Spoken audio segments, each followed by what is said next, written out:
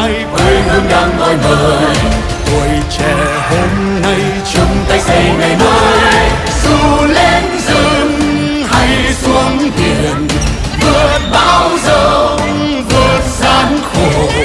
Tuổi trẻ kề vai vững vàng chân bước bạn ơi. Đừng hỏi tổ quốc đã làm gì cho ta, mà cần hỏi ta đã làm gì cho tổ quốc hôm nay.